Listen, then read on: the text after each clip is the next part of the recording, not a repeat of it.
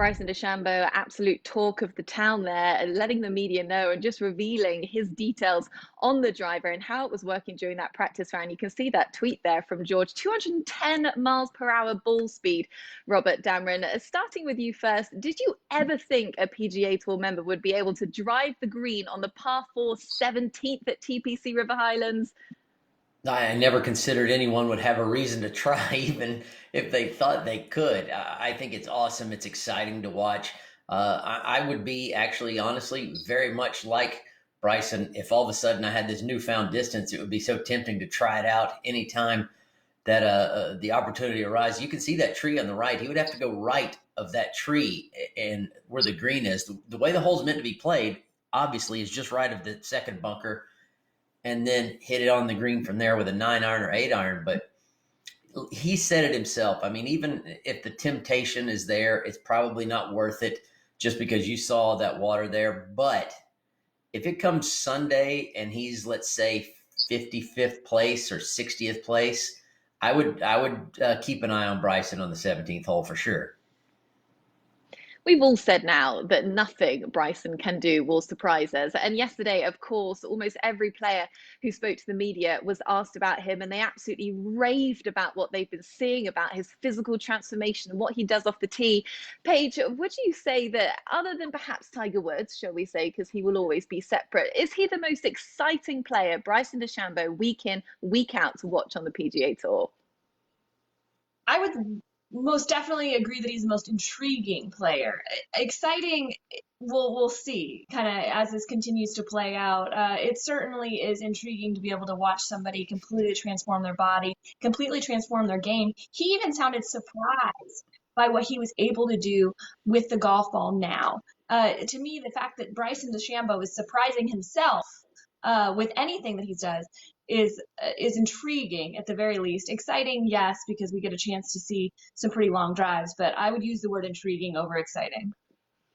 I'm just bummed I didn't try to take on the 17 and 1 Hack versus Sticks yesterday. I will say this, though, for all of Bryson's intrigue and weight gain and powerful drives and seeking 210-mile-an-hour ball speed, I feel like I don't want things to get lost in all of the numbers and the protein shakes when it's about winning golf tournaments and going about your business. I just kind of wonder what Ben Hogan would think of this player who listen, he's good for the game. I'm glad he's around, but I just who cares about 210 versus 208 miles ball speed or 202? Like, go out there and do your job and win some golf tournaments.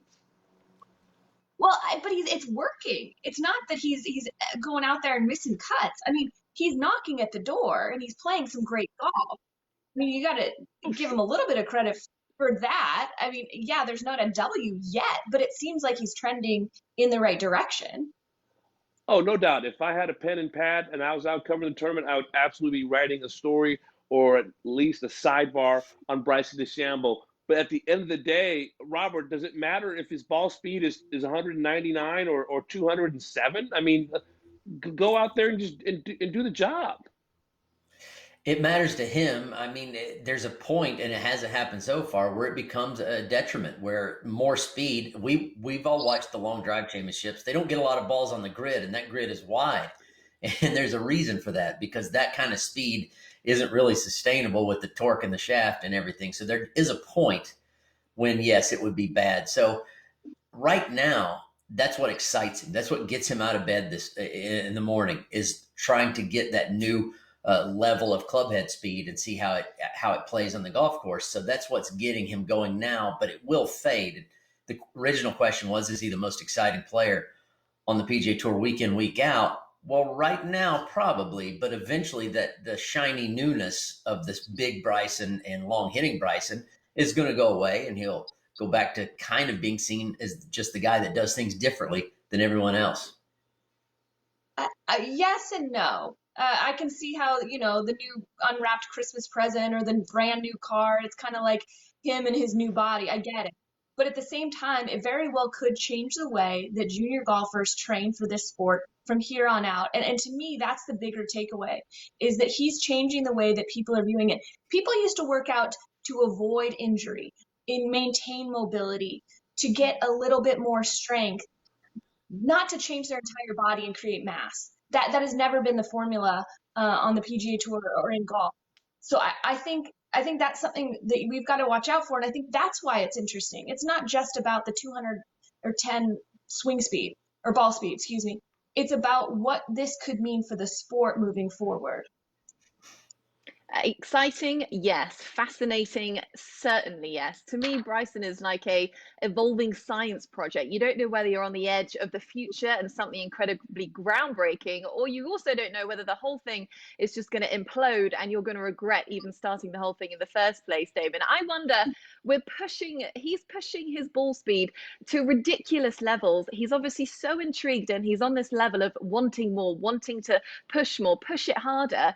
When does he stop? Is it an injury? Is it something that happens? When does he dial this back? Like, when does he stop pushing the boundaries of what he's trying to achieve?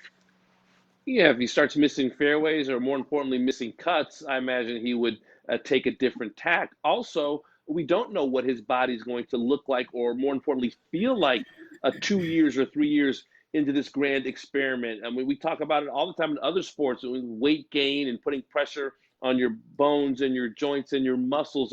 This is early Bryson's weight gain. This is not 5 years later. We don't know how many trophies he's going to have. We don't know how many injuries he's going to have. And I don't see a lot of people running around on the PGA Tour with one length irons yet. And I also see a lot of players at this point following Bryson's road to putting on 30 or 40 pounds in a couple months' time. Not yet, anyway.